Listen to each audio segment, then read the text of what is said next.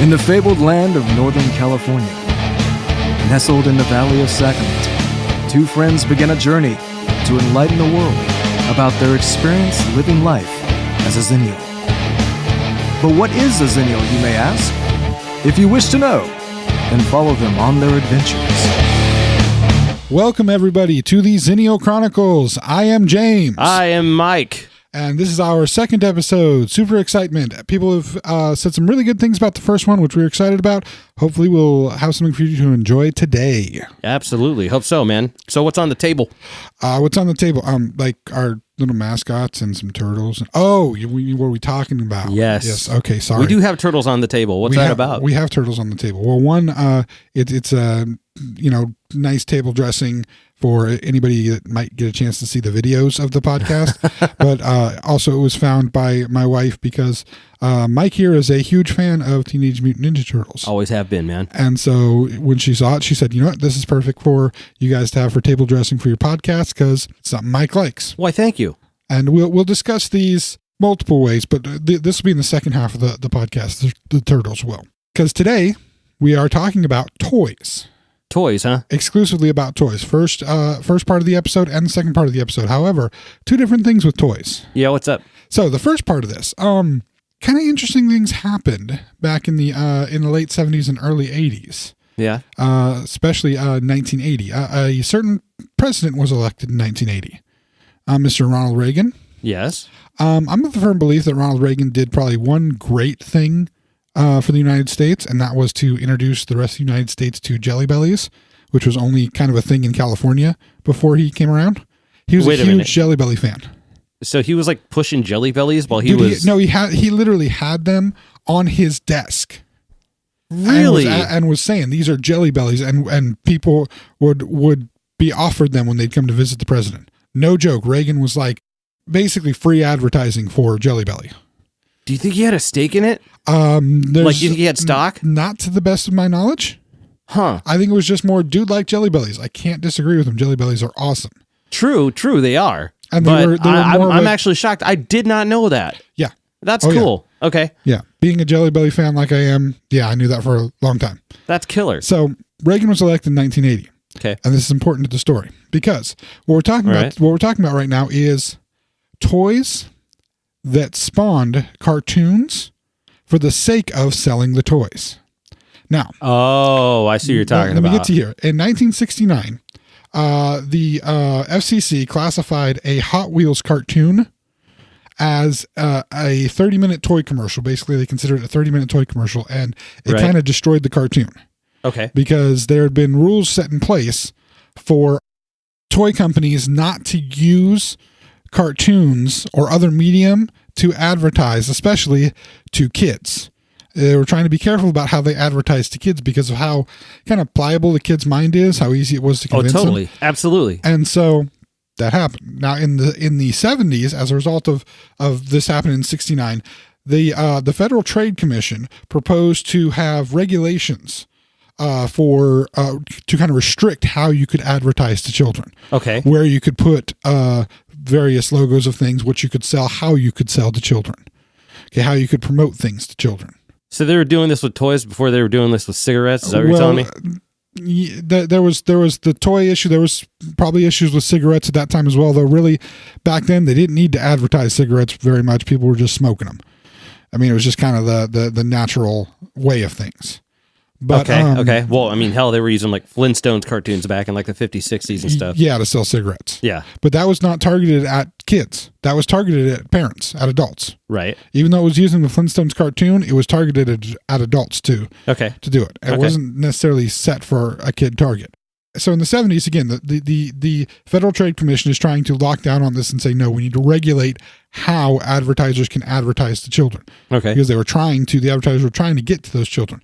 They're trying to feed that into kids. You want to buy this? Go make your parents go buy it for you. Right? Interesting. Okay. So Reagan gets elected in 1980. Reagan appoints a new Federal Trade Commission chairman that is more concerned with the businesses and how much money the businesses are making than they are with dealing with any parent complaints about advertising or any parent concerns about advertising. Okay. And with this, Congress then passes the Federal Trade Commission Improvement Act, which basically made it so the Federal Trade Commission no longer had the authority to regulate ads and marketing to kids. So what ends up happening as a result of these things, this happens in 1980, 1981. He deregulated toy advertising. Yes. And what you end up having is in 1982, the top 10 toys that were being sold at the time, right?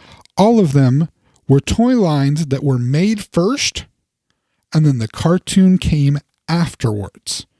So this wasn't where like you're making like the Disney movies. They make the Disney movies, and then Disney makes the toys of the various things for the Disney movies. Right. This wasn't like this. This was, here's an existing toy line, and how we're going to sell it instead of doing just a regular commercial, we're going to write a cartoon, a half-hour cartoon for these kids to watch, become invested in the cartoon of it, and then want to buy this toy line that already exists. Son of a gun, dude. And more importantly, that meant the toy companies were in charge of the storylines of the cartoons, right? Not anybody writing on the cartoons.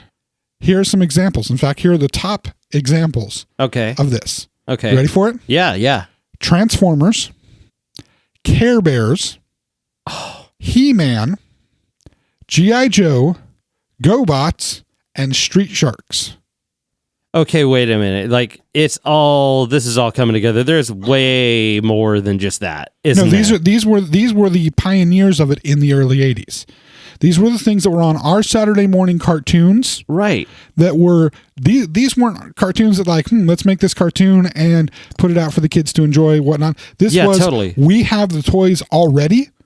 Here's the cartoon. Right. To sell the toys. And in fact, give you some examples. Care Bears, for instance, wasn't even a toy line yet. It was, it became a toy line as a part of the making of the cartoon series. Right. What it was before that was actually, doing research, I found this out. It was a set of greeting cards.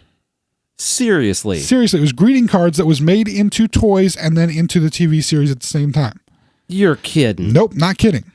The Transformers is one of the more interesting ones because actually Transformers and G.I. Joe they're both Hasbro toy lines. Right. And what was interesting about these were the Transformers movie came out before the G.I. Joe movie. Right. Talking the original animated Transformers movie. You've seen that, I'm assuming. Yep. How about the original animated G.I. Joe movie? Cobra Law, all that stuff? I don't think I actually saw that. Okay. I remember the Transformers movie for sure. Okay, what's one of the biggest things you remember about that Transformers movie? The death of Optimus Prime. Of course, the death of Optimus Prime. Yeah, totally. That and Eric Idle, but that was after I became a Monty Python fan in like my teenage years. Yeah, he's one of the on the Junk Planet, isn't he? Yeah. But there's that whole sequence of Optimus dying at the very beginning. Yeah. Then you get Rodimus Prime. Sorry for spoilers of anybody who hasn't seen it. If you haven't seen it, I'm really sorry that hasn't touched your life. We're talking about now. Animated I movie. definitely have, and people just like skewer me over this sometimes. I have not seen the new Transformers films, the Michael Bay ones. None of them. None of them. Not a single one. Wow. Yep. I got to. Well, hold on. I got to miss the train on like hating on Shia LaBeouf and Megan Fox and all them too. But that aside, I missed those. So we're definitely talking about the one from the 80s. I don't know anything from those films. I don't know if somebody dies. I don't know anything. I don't know nothing. I will say this may actually change your opinion about watching them. First of all, the thing to realize is if you're watching a Michael Bay movie, it's just about the visual spectacle. And actually, those movies are visually stunning. The special effects in those movies, the transformations of the vehicles in the movies of the Transformers, the visual style it's everything you expect from a Michael Bay movie. It is beautiful to watch. Sweet. The dialogue is garbage. The story is basically garbage, but the visuals are amazing. It's worth watching just for the visuals. And then again, as I explain this, people were mad when the new Transformers movies came out because like, oh, we're breaking away from canon. Oh, we're not, they're not doing the things that they used to do. Right. And the realization is the only canon that really existed for these movies, right, honestly, was let's just sell toys. There really wasn't much more in the way of canon. It was simplistic. It was create these characters that basically sell you could sell stuff to kids. And the fun thing about that is anything that you want to claim as being this is different from how it's supposed to happen. doesn't matter. It's all about the toys. It's all about selling the toys. Yeah. So in this animated movie, the animated Transformers movie from 1985. Okay. Again, the big thing is Optimus Prime killed right at the beginning. Yeah. Right? Yeah. Do you know That's why? huge. Do you know why that happened? No. Because the toy line wanted to stop making the Optimus Prime toys, wanted to push Hot Rod and Rodimus Prime, the new toys they'd come out with. They'd come out with a whole new line of toys. That's why the majority, in fact, if you think about it, Optimus Prime really sticks in your brain. Yeah. But most of the Transformers and the Decepticons die. Freaking Megatron dies and becomes Galvatron. He dies and is reborn as Galvatron by Unicron. So they wrote that whole film just to be to able market to just to, away from the originals. Yeah, well, to kill off one toy line, because they'd already made this one toy line, sold this one toy line. So to get kids to buy the new line that was coming out instead of just buying the old stuff, they literally kill off Is it just the like majority of things. Okay, so was it just like a new, maybe a new set of, like a new set of 5-6-year-olds? They're trying to. I don't understand why you would have to redesign and not just continue to make the same line. Is this like a royalties thing? Is this because I'm they curious wanted what the kind kids, of business no, they that wanted was. the kids. They wanted so you're let's say you're a kid that's into Transformers. Yeah. You've bought your Megatron. You've bought your Optimus Prime. Right. You've bought all these other different things, right? Right. Why are you buying another one? You're not going to buy any more. The only way they can get you to buy more is to make different ones. And the only way they can get you invested in the different ones is to remove the other ones by killing them off. So you have new characters to So that you concentrate have on, new- and and brand therefore new you need toys to to get those buy. toys. And okay, They want you to have if you're an Autobot fan. so the sales go down, The they need sales, to develop sales basically- interest. So that's why they do The it. sales plateau, not necessarily go down, but they plateau, and they want to get them back up. They just kind of hold steady. They just hold steady, and they want more. It's about selling more. Okay, And the same thing, they attempted to do the same thing with G.I. Joe. In the G.I. Joe movie, they actually attempt to kill off a character and end up instead, because of the huge backlash that came from killing off Optimus Prime.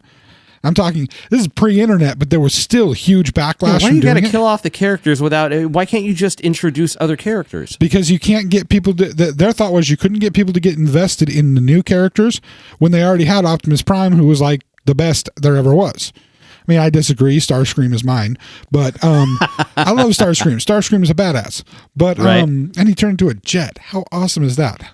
I'd rather be turned into a jet than a freaking semi truck. Sorry, Right. but no. The thing is, if the kids had their thought was if the kids had these toys, they wouldn't want to buy the other ones, and they wouldn't be as interested in the other ones unless they were the leads of the show. Right. And the only way to make them the leads, you kill off the original ones. Like I said, there was big. That's so terrible. It is. And that's why there was big backlash. And that's why the guy who was supposed to die in G.I. Joe movie, I forget which one it is that's supposed to die in the G.I. Joe movie, they actually had him go into a coma instead and had him survive the movie. Because they'd originally written it and started doing it. Did they end the film with him in a coma? Yes. They ended the film with him in a coma. Actually, no, I think he came out of the coma at the end of the film. What kind of a jerk move is that? That's to prevent him from dying, because they were going to have him die.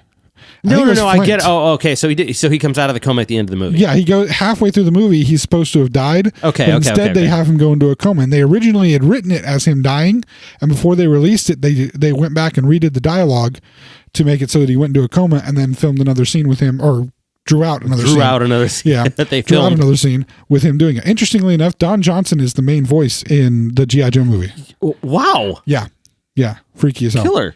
But Miami Vice, right? Yes. Was, I think it may have been around the same time, yeah. 86, 87. Yeah, he'd be active at that time. But both of those lines, again, Hasbro lines, both were trying to do the same thing. Kill off people so that they could bring in new people to, new toys for the kids to buy. Right. That makes sense. And some of that worked, again, some of it didn't. I mean, they could have just easily done new uniforms. I mean, anybody who's a G.I. Joe fan would want every version of Snake Eyes and or Storm Shadow that they could possibly get. Totally. Because those, especially Snake Eyes, everybody loves Snake Eyes. Again, Storm Shadow fan, I kind of sided with the villains. What does that say about me? I'm not sure. But I don't know. I was a fan of Snake Eyes. Snake Eyes was awesome. But yeah, you have the Transformers line existed beforehand. Right. The GoBots were another company that was trying to cash in on what the Transformers were doing. Okay. And then they made a TV series which was garbage, for a much better way of saying it. I mean, it's universally considered to be a pretty garbage TV series. Right. Care Bears, again, greeting cards, and then the the massive toy line, massive everything line, the different movies. It's still spawning movies and TV series right, to this day.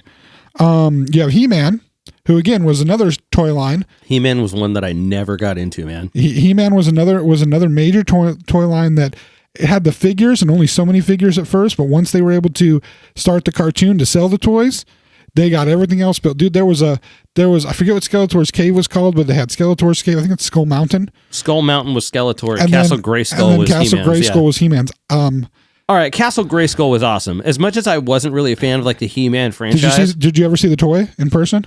Yes. It was an awesome toy, wasn't it? Yes, it was. Yes, it was. was. It was killer. There were a lot of those big, like, a lot of those, the big, like, layer type. Well, see, what's interesting about this is type ones that were killer. The change that happened here with these different shows is that before this, when toys were made for a TV show or for any other property like that, they were usually made after the show was famous, after the show had been running for a while. Okay, right. A biggest example, I know one of the big toys of like the 70s, 60s, 70s, I don't know exact time frame, but the Mego brand Star Trek toys were huge. Also the Mego brand, like Justice League, those kind of things, but they all came after different shows had been on. The Star Trek ones came out after the original Star Trek, the original series was in reruns already. Were they cranking out, just out of curiosity here, were they cranking out toy lines for shows that were already on the air at the time? Like, Super Friends and all that kind of stuff? Like Scooby-Doo? Like the Super Friends one. I mean, maybe, but they would be after. like super like...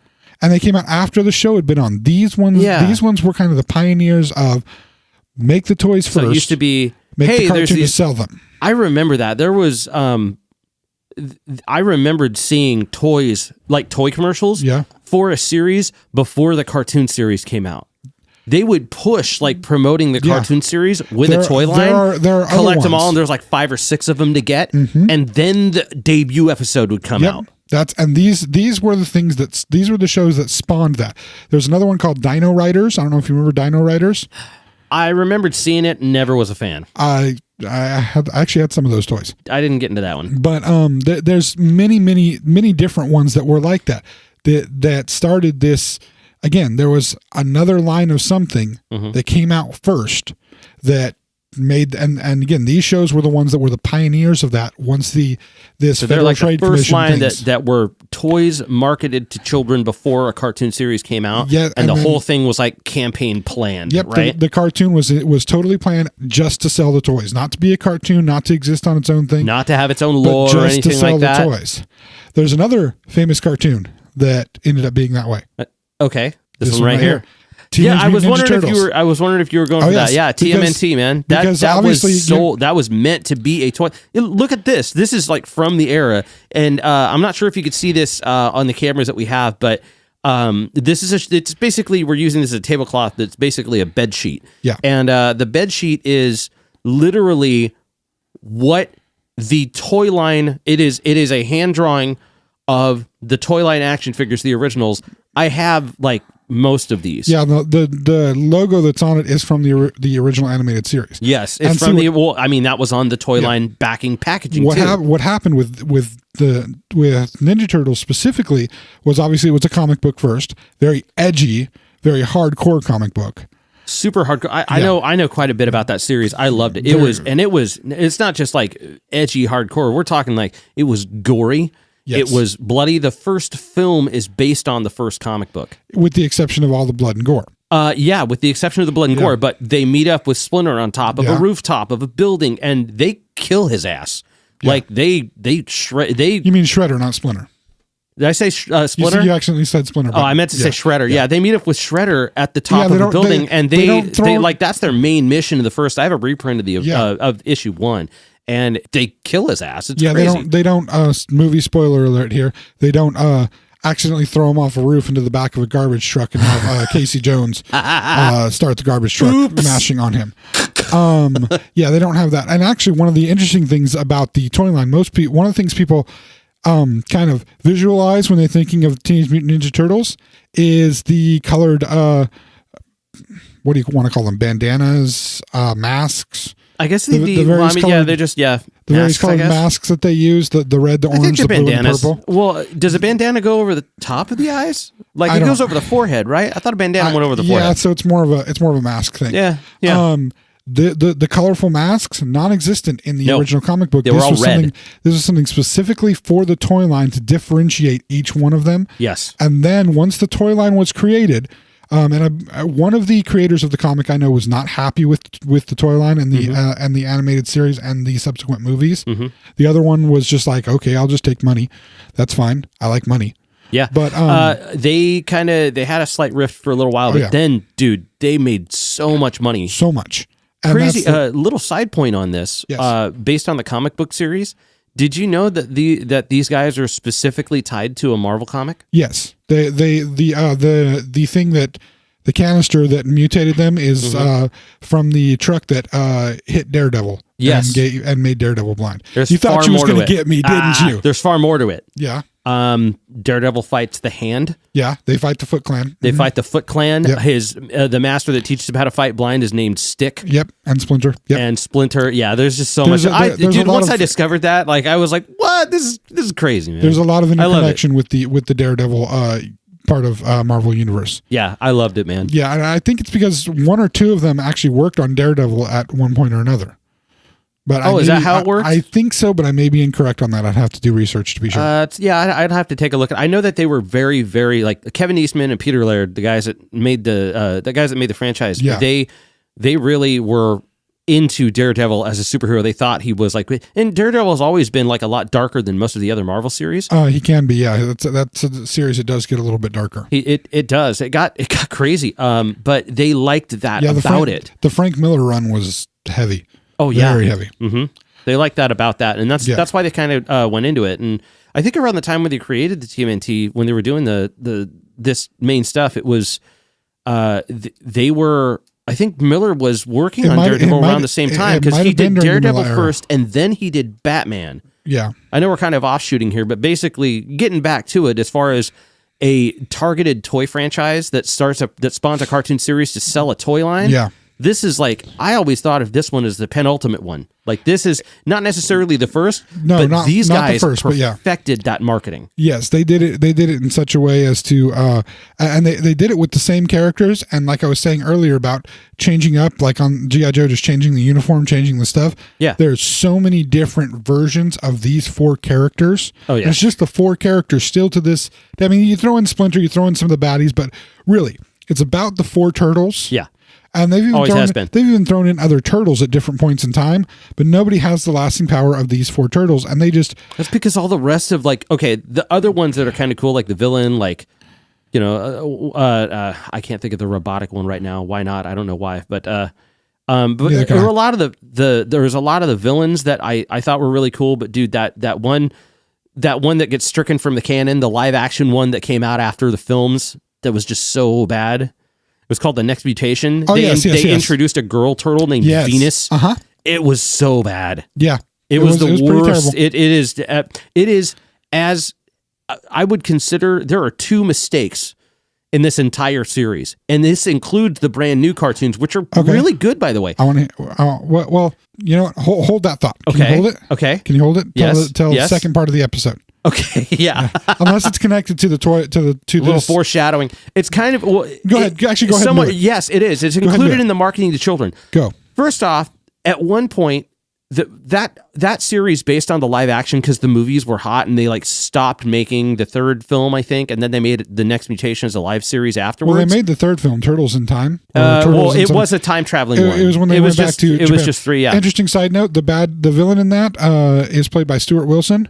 Yes. Who I know you're a big fan of Hot Fuzz, right?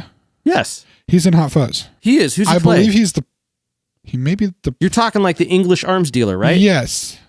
If he's not the priest, I think he's the doctor. He's not the priest, because the priest is somebody else. He's the doctor. I've got to watch Hot Fuzz again. I believe he's the... Because honestly, like, I liked him as an actor in that film. Yeah. That film is horrible. But I liked him in... I liked him in that film. Like, everything was like, the only thing that they did right was they brought Corey Feldman back for the voice of Donnie. That helps, yes. Yeah, but that was about it. Like, everything else was a mistake. But anyway, back to your point. But getting back to it, that, even beyond that, that is still generally acceptable. And dude, Vanilla Ice was less of a mistake than what I'm talking about with these two. So you have The Next Mutation, the series, which is horrible. Yeah, it was terrible. If you ever watch it, it's the cringiest thing ever.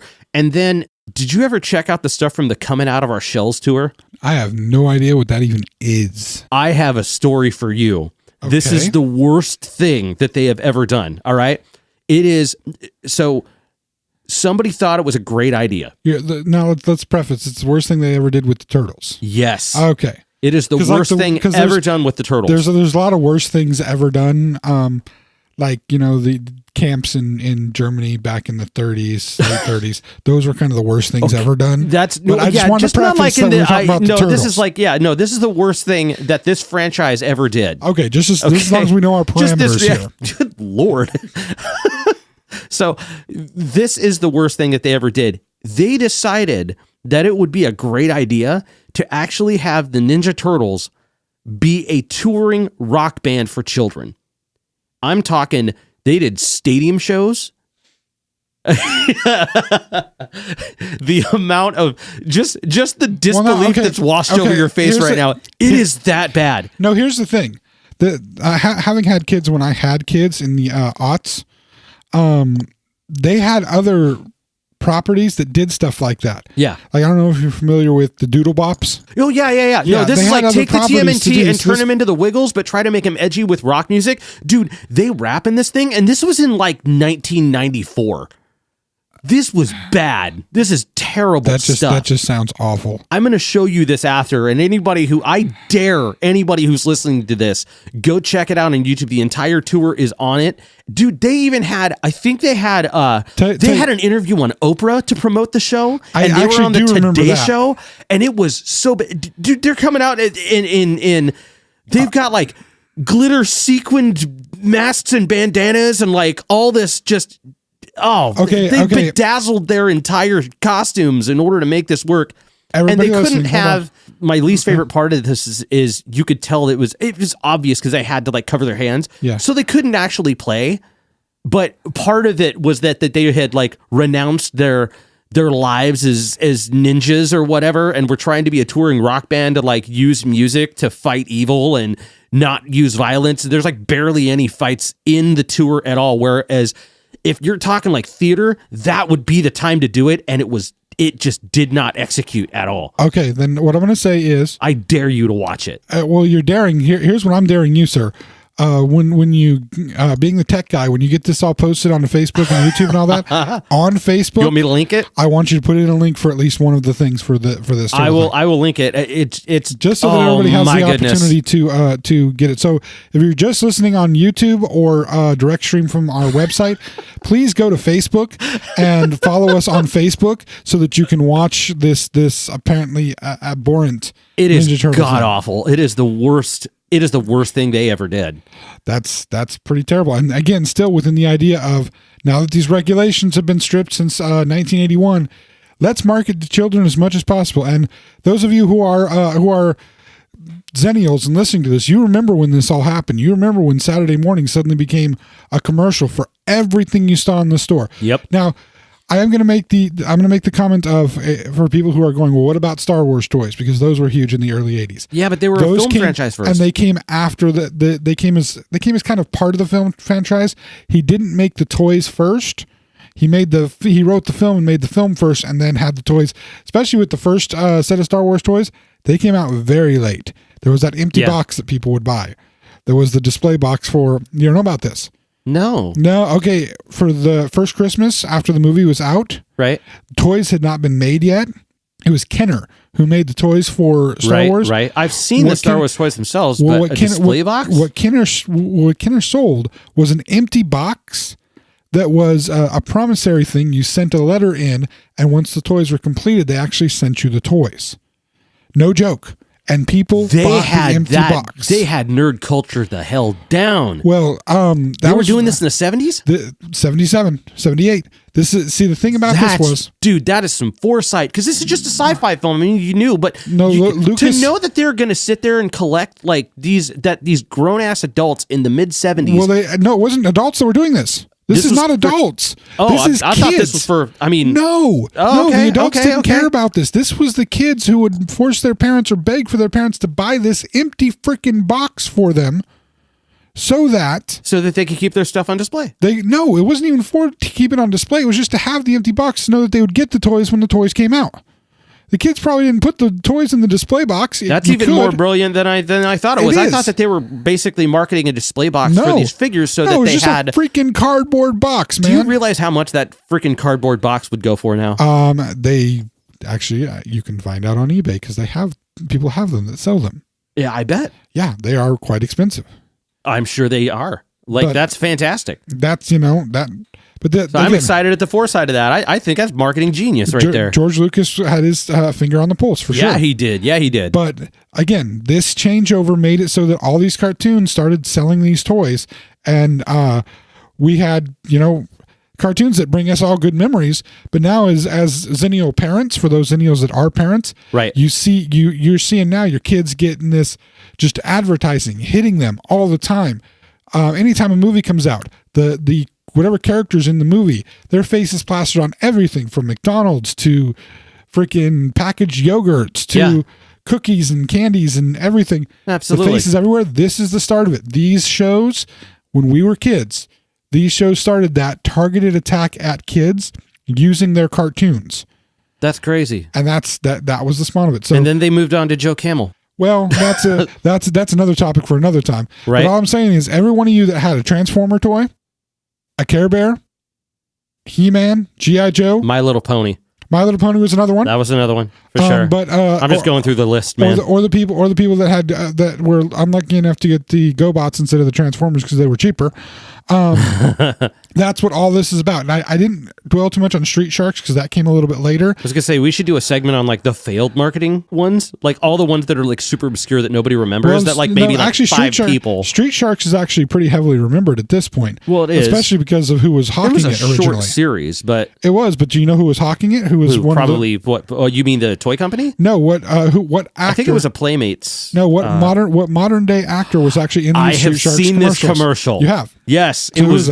Dude, it's Vin Diesel. It is. And we will link to that too, because that's worth watching. It is. So, okay, that's gonna end this discussion. We will come back for more toy discussion, but a little bit more lighthearted one.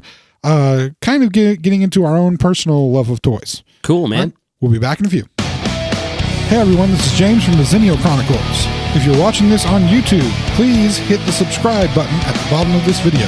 And be sure to click on the bell icon so you can be notified when we release new videos. And if you aren't watching on YouTube, please go to our page and do all that stuff anyway. Thanks for listening, and now back to the show. And we are back, everybody. Thank you for continuing to listen. So we talked about the marketing of toys earlier. Now we're going to be talking more on a personal note. Okay. We're going to be talking about our favorite toys when we were kids, and which ones we can connect to the ones that obviously were talked about in the previous segment. Right. But I'll let you kind of start because we already know about your love of Teenage Mutant Ninja Turtles. Of course. Tell us a little bit about the things that you had, wanted, and what really drew you to this toy line specifically. Go. As far as that, I was one of the kids that saw the cartoon series first. So you weren't aware of the toys before the I was not series. aware of the toy line until my grandmother brought me to Kmart one day after I'd seen the Teenage Mutant Ninja Turtles series. I used to, I would hang out at like anybody else who would stay at their grandmother's on the weekends or whenever. Yeah, grandma let you watch the shows that mom and dad usually didn't let you. Well, I mean, not really. No, I would with her, like my grandmother's Mexican, so she would I would sit and watch like Sábado Gigante on like Saturday night. But this is a different story. Yes, of course. We'll come to that story at some point or another. I'm sure. Stories of fun things with grandma can be interesting. Yeah. I know that's not supposed to be dirty. That's what the hell. So go on, your toys. Okay. So, anyways, as far as the series, I had seen the series first. I remember seeing the debut episode and all that kind of stuff. Back in the day, TMNT would run like on weekdays after school all the time, and I would watch that show like up until I was like 12. Yeah. When I first saw the toys in store, I had known what the cartoon series had been at that time. So that was... So you already had kind of a predisposition. You knew the characters. You knew which characters you liked. Oh, yeah. You knew I was a fan of Mikey at that point. Well, yeah. I mean, when you have one of the characters actually named the same name as you, absolutely, it's always a bit of a stimulus. Although sometimes it backfires. I do remember reading James and the Giant Peach in school, and people asking me about peaches forever. Funny enough, that's terrible. Oh no, it gets worse. When my son finally watched the movie, the half live action, half animated James and the Giant Peach movie came out. This is Disney movie mid late 90s. When he finally watched the movie, yeah, I remember. He started asking me about where the peach was, and then asked me if I was afraid of rhinos because the rhinos supposedly killed his mom or his parents in the beginning. So every time, and seriously, still to this day, whenever we see any clouds, my son will ask me, rhinos? Are you afraid of the rhinos? I'm like, dude, I'm not afraid of the rhinos. There's no rhinos in the cloud. Seriously, he's picking on his own dad. Yes, I don't know where the damn peach is. Funny enough, I actually don't like the flavor of peaches at all. I don't like. You're not even a fan of peaches in general. No, I mean peach tea I can deal with, but like peaches by themselves, to eat them, pie, cobbler, I don't want to. I've candies that are peach flavored, I just kind of stay away from them. It's just not a flavor I enjoy. And yet constant questions about where's your peach, man? What happened to the peach? So sometimes it's a blessing to have something named after you or with the same name as you. Because like, hey, my name's Mike. There's a turtle named Mike. He can be my turtle. And he has my favorite ninja weapon. Like, why nunchucks, bro? Okay. They're a terrible weapon, by the way. They're not a useful weapon. Well, I mean, they can be useful to anybody who doesn't know what the hell they are, but they're a gardening tool. I understand that they can be pretty good to play ping pong with. I'm just saying. I have seen that video too. That's a pretty good one. But well, see, of the turtles, I'm just going to interject really quick in here my experience with the turtles. I've always been a Leonardo fan. He is like the most boring one, bro. Well, he can be boring. Dude has swords. He's got two freaking swords. I mean, he's all right. What are the other turtles going to do against a dude with two swords? One of them's got a stick. The other one's got a stick that's been cut in half and a chain put between the two pieces of the stick. And the other one's got, what, pokers? Those things are pokers. Those things are meant to break swords, man. They're built to break swords. Size are built to break swords. Yeah, that's great and all, but like, I'm sorry, you still got to get... I don't know. That's what you can do. You can grip at the hilt, twist, and bust the sword. I get that, but at the same time, dude's got swords. That was always my thing. Was that dude's got swords? I'm with the dude that's got swords. Did you realize the size of a katana blade is actually like a double-handed sword? No, by the way, you can't operate it with one. So he's not using katana. I think I saw something where they actually described specifically what weapon that was.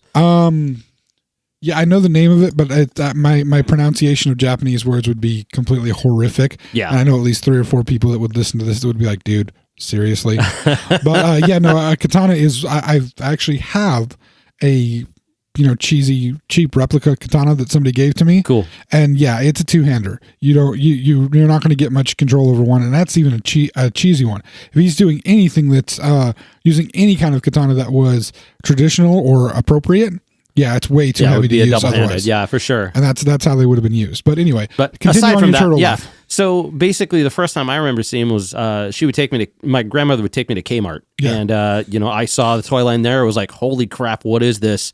I didn't know that this was from the marketing did its job, right? So I picked up all 4 of the original ones, and since then have obviously lost them because I was like 5. I was gonna ask if you still had any. I was like 4 or 5 years old when it came out. So. No, I don't have. Well, I did end up repurchasing a bunch of them. Yeah. I found them at you can find them at swap meets. Sometimes you'll find them at thrift stores in a bag with a bunch of other toys. Mm-hmm. Yeah, exactly. So I always kind of go through the thrift stores and stuff to try to find all those old things. Have you ever actually done like a full on order it on eBay and pay like a crap ton of money for any one of them? No. Okay. No. Why? When you could go to Denio's up the way, and there are people that do that. There are people that want one specific piece. And you know what's funny is I end up eBaying old video games, so I do that myself. No, I can tell you right now, if I was, there's a hell of a market for it. Well, if I had a free, $100 to throw around, yeah, there's one toy on eBay that I would totally buy. What would you get? X-Wing Fighter.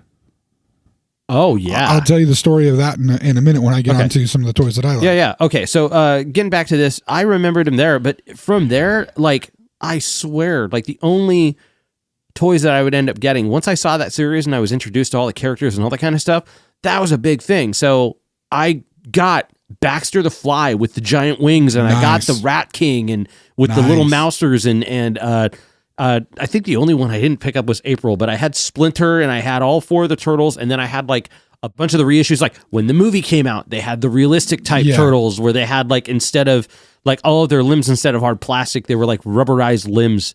So you can move, which I found it really funny that I had more fun tearing the limbs off of them than I did actually like. No, that's not surprising actually. I had more fun with that with those movie ones, but my favorite one that I had was. Is it the hip hop one? Because I love the hip hop ones. The hip hop one? Yeah, you never saw the hip hop ones? No, I never got those ones. You never got the hip hop ones? No. I thought they were kind of cool. They also did a version at one point, a couple of years ago, maybe 10 years ago.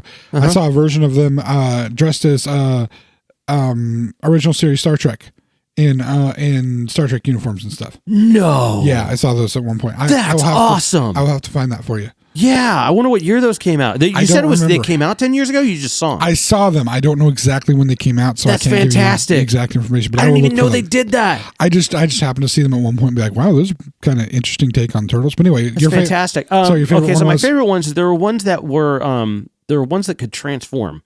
Right. Okay. Yeah. I you could crack open the shell and you could turn, like, it had 2 different heads on it that were on like a swivel. So the first head was like you could stand them up, right? And you had a head that faced forward that had the bandana on it, and then you would open it up and you'd flip it, and it would be another head that faced upward from the shell, because you could actually take the shell and turn it sideways. Oh, the bottom feet, the back legs, became the front feet. And then the arms would go, the head would flip in, the arms would go inside the shell, and inside the shell there were 2 rear feet that would pop out the back. Like the flippers. And they're the little, kind of, I think there were still feet. They didn't have flippers, but basically what they did was you could take the whole thing and turn it into a life-size baby turtle. You can have a little baby turtle and then cover it in green stuff and then transform it. Fantastic. Yeah, that was my favorite one that they had. I could see why. I mean, that gives you the ability to act out the whole story. And that thing was, I don't know why. I had like 3 of them. I never got all 4 of them. I couldn't. The toy line was gone by the time I tried to get the 4th one. But so, was there any other toy other than turtles that was kind of your real major toy that you were into? As far as like action figure type stuff, I was into the X-Men when the X-Men cartoon came out. Okay. That was cool. Later, Wolverine with the retractable claws and stuff. I actually had the comic one of Wolverine, like there was the yellow, the comic book one from the I don't know what era that was, but kind the one where he was in the tan and brown costume one. Okay, that's the one I had. That one was awesome. Nice. I had Cyclops with the covered head Cyclops.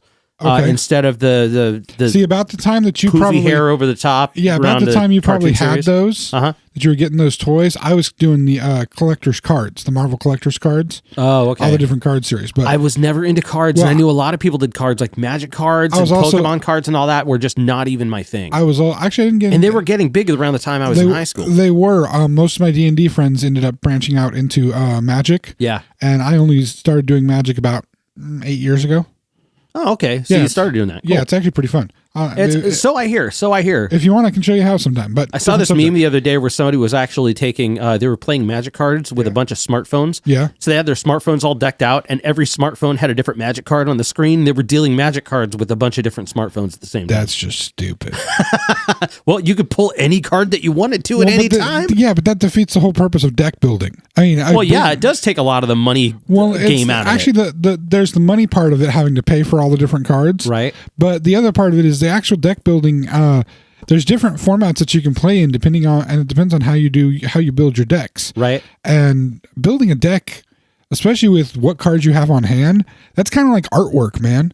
It's an art to build a deck properly with just cards that you have on hand, as opposed to being able to, like, we're straying a little bit, but in competitive Magic, people literally go out and buy the cards they want for their deck, right? And people replicate other decks, and that's great if you're trying to compete and make money.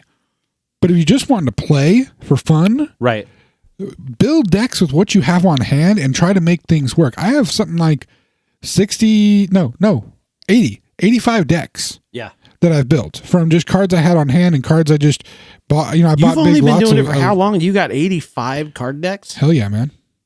Once Wow. I start doing something, you know what? Rather than getting into like Magic cards and cards like that, I wasn't even barely into baseball cards. It wasn't really a big deal. Football for me. Pogs were just awesome. I was a little too old for the Pogs. That's the 2-year age gap. That's got to be the age gap. Dude, my brother was super into Pogs. He was about 3 or 4 years younger than I am. When everybody was getting into Pogs, that's when I started playing D&D and put up my toys. Pogs were awesome. We were all over that. They were. Okay, so what about you? Okay. My chief toy, above all the other toys, now, people think with me being a Star Wars fan, it's got to be Star Wars. Actually, my brothers had the Star Wars toy. Funny story, I bit the head off at least 2, possibly more Darth Vaders, and through the heads, we had juniper bushes in the front of our yard growing up, and they were my brother's Darth Vaders, and I bit the head off at least 2 of them. How old were you? I was 3, 4. Darth Vader, I guess my thought frame was Darth Vader was the bad guy and I was trying to stop him. But at least 2 of them, possibly more, and I would spit. How old were you? 14. Wasn't there. But no, I spit either the head or through the body into the juniper bushes in front of the house so that it was hard to recover. I just want to say now, if he is listening, I'm sorry, Joe. I have been sorry for years. I don't fully know why I did it. I know I've apologized to you multiple times. And yes, Alex, that's your dad I'm talking about. But I had Star Wars toys. Most of them were the hand-me-downs from my brothers. Cool. But my big toy love, yes, G.I. Joe. I don't know why I never really got into G.I. Joe. I thought the toys were cool. I just didn't think they were cool enough to go get. Oh, no. I had so much G.I. Joe, it wasn't funny. Cool. In fact, I had the biggest and best G.I. Joe thing ever. What'd you have? I had the USS Flag. Wow. That, sir, is the aircraft carrier. Yeah. I actually have pictures of it. Maybe I'll post them on Facebook at some point. Yeah. I have pictures of the flag. Interestingly enough, on the flag, I have the SR-71 that they had. The G.I. Joe SR-71. Yeah. That's sitting on in the picture that I have of the flag. The SR-71 is on there. There's also a weird spider-looking thing. Mm-hmm. It's actually Skeletor's spider. And it was an automated toy. So you flipped a switch and the legs would actually move. And it had a spot for Skeletor to sit on it. Because I also had a lot of He-Man toys. I had Castle Grayskull. You had Castle Grayskull? I had Castle Grayskull. Yes, I did. That's cool. And again, I had the USS Flag. That was awesome. Branching back off, I had a cousin that had the turtle van. Oh, nice. And he also, I think he also had the... I had one too. You had the turtle van? No, I had a cousin that had the turtle van. Oh, yeah. I had a cousin that was one of my cousins. He actually was a big Ninja Turtle guy too, and he got all the different turtle stuff. I think he had the van, and he may have had the what's the ball thing? The Technodrome? He had a Technodrome? He may have had a Technodrome. I may be wrong though. I that thing was sick. It split open. Yeah. And I honestly thought that the Technodrome was better than the van. Oh, yeah, by far. It split open. It was multi-level and like all this crazies. And the thing was flipping huge, man. Well, that's part of the reason I like G.I. Joe so much. G.I. Joe had Cobra's Terrordrome, which was a similar thing. They had a mobile command center, which was like 2 foot by 3 foot that it rolled on wheels and opened up, and it had all these various areas in it where the G.I. Joe people could sit. That thing's huge, man. They had a freaking space shuttle launch thing. Wow. I'm not even kidding you. But again, the biggest one, the hardest one to find, the one that everybody wanted was that USS Flag. 6 and you had it long aircraft carrier. 6 foot long. Oh, that's how big that thing was? 6 foot. Wow. Huge. I can say I have about 60 to 70% of it still. Well, I don't have it. What Somebody happened else has to it? If you said you have it, how do you lose parts of it? Did you buy it in pieces? I wasn't that big a biter. No, sorry, you say buy it in pieces. No, I got it whole. It came as a Christmas present. My brothers got bikes that year. I got the box. In pieces? Sorry, no, it's just hit me. Just hit you. Yes, miscommunication. Just pieces breaking off, getting lost through moves. I had an original Millennium Falcon and an original Imperial Star Destroyer. No, not a Star Destroyer. The Imperial shuttle. The kind of triangular Imperial shuttle. Yeah. Beginning of Return of the Jedi. Actually, it's what they take in Return of the Jedi 2 indoor. Oh. That Imperial shuttle. Oh, cool. I had one of those, and I had one of the Darth Vader busts that opened up and you could put all the figures in it. Yeah. I remember that one. Those were kind of cool. I just thought, sorry, the ships and all that kind of stuff were like killer. Didn't they have like an Endor? They had an Endor set too, didn't they? Yes, they did. I never had that. Okay. I just had various figurines. I had again, most of it was hand-me-down stuff from my brothers. A few of it was my actual figurines. Cool. I remember my friend next door had a actual Jabba the Hutt setup that had his little couch, Jabba, and Salacious Crumb. That's cool. The little dude. Cool. That was an awesome toy set. I sadly never got that one. But no, in the early mid 90s, before we moved into this area, we had a storage facility with a lot of stuff in it, and sadly it got broken into, and all my Star Wars toys were stolen out of it. Oh, at that time. dude, that's terrible. And a few of the pieces, I think there's a few G.I. Joe ones that went, but I had some of the G.I. Joe stuff with me, but not all of it. Yeah. A few G.I. Joe pieces went, including a few pieces of the USS Flag at that point. So that's why it's kind of incomplete. Boo. Yeah, it sucks. Plus, I was an idiot when I was a kid. Before all the stuff went into storage, I had one friend that I played G.I. Joe stuff with a lot. Mm-hmm.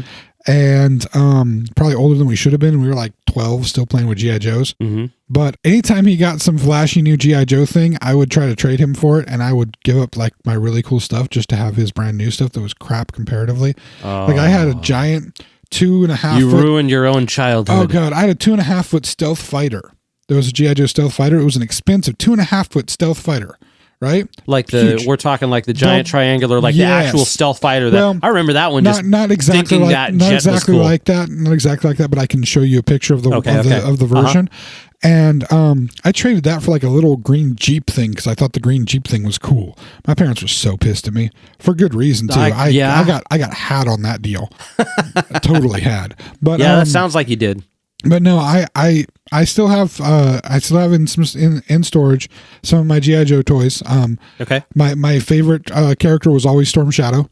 Cool. I loved Storm Shadow, and he did in the comics and in the animated universe. He did eventually become a G.I. Joe. He broke away from Cobra. And cool. Became a Joe. So he had his redemption story. Yeah, all right. And him and Snake Eyes started working together. But Storm Shadow, just the name Storm Shadow, that's a badass name. That's a good name. It's better. People be like, oh, I love Snake Eyes. Screw Snake Eyes.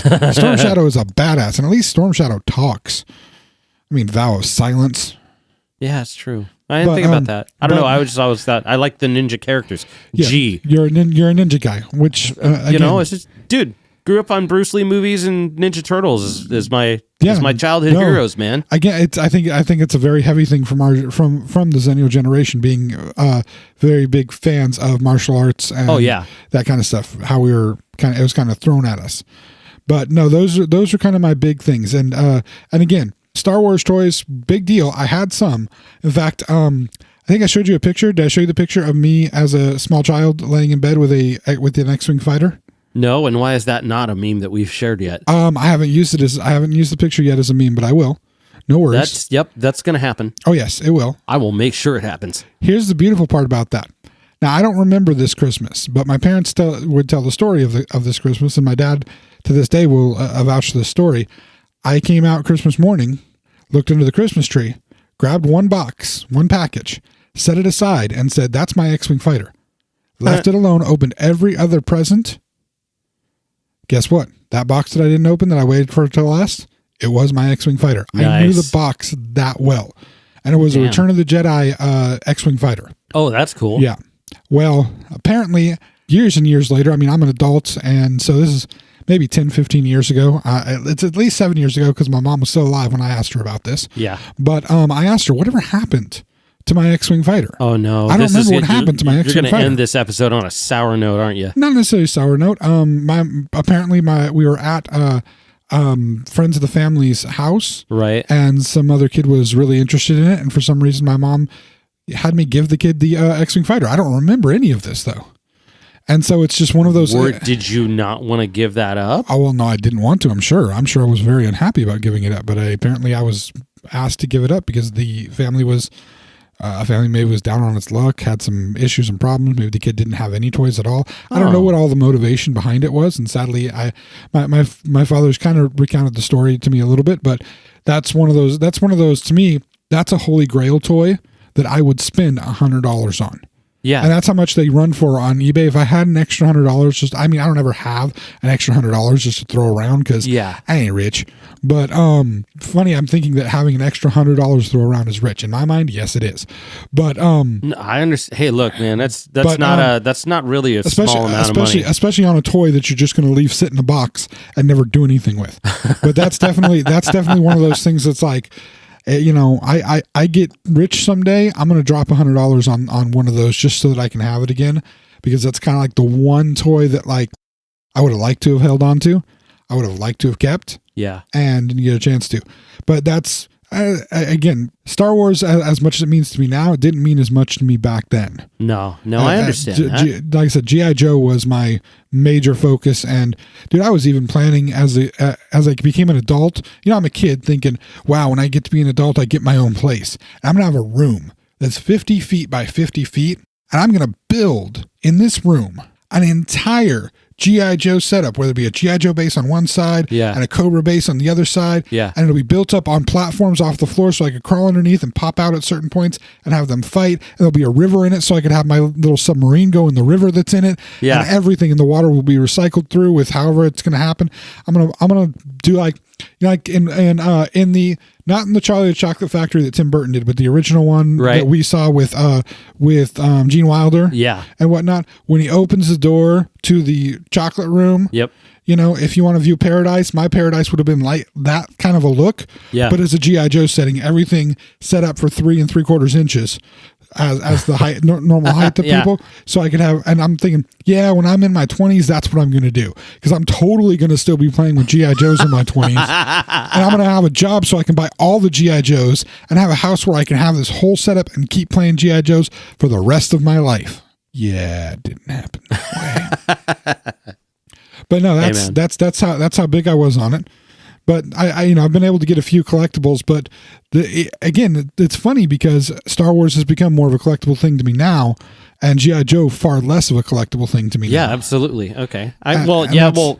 Star Wars above G.I. Joe has become like a...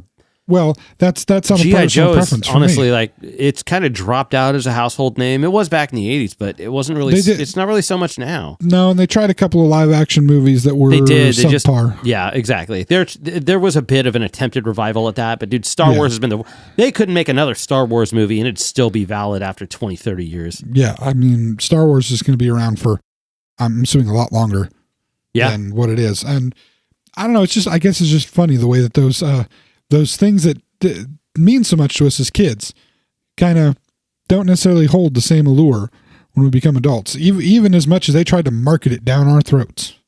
Yeah, I don't know. I tend to think it does have more of a cultural importance. Actually, depending on who you are, having this experience now with the reboots and that kind of stuff that's happening, I don't necessarily think that that's a bad thing. Well, no, and I think what's interesting about it is having that ability to give it to a new audience. Like my son, for example, he loves the new Teenage Mutant Ninja Turtle movies. Nice. Absolutely loves them. He has both of them. And he has all the different characters, multiple versions of the different characters. Nice. Shredder, Bebop, and Rocksteady, which are in the new movies. Oh, cool. New Casey Jones. Yeah, those ones I've missed. And he also has like a 3-foot tall cityscape that goes down into their sewer layer. Playset. That was part of that movie line? Well, it's a newer playset, yeah. Cool. It's a newer playset. That's cool. He's got that set up in his room. So, it's nice to see that it can be introduced to multiple generations, but at the same time, it's still, hey, that's kind of what Michael Bay does anyways. He makes movies to sell toys and sell crap. He's either blowing things up or selling crap. Transformers. So he's the 80s Turtles. in 2019. Basically, yes. Yeah, cool. Basically, yes, which makes sense. There's nothing wrong with that. Not really. Nope. Not really. So just keep that in mind. Anybody ever want to send anything to us? You send Mike some turtle stuff, send me some Star Wars or G.I. Joe stuff. We love those things. Yeah, absolutely. I'm sure. If you want to donate anything, that'd be the way to go. If somebody ever does, it will be, unless you're seeing the video, obviously you won't see this, but we do have little mascots that sit on our table with us.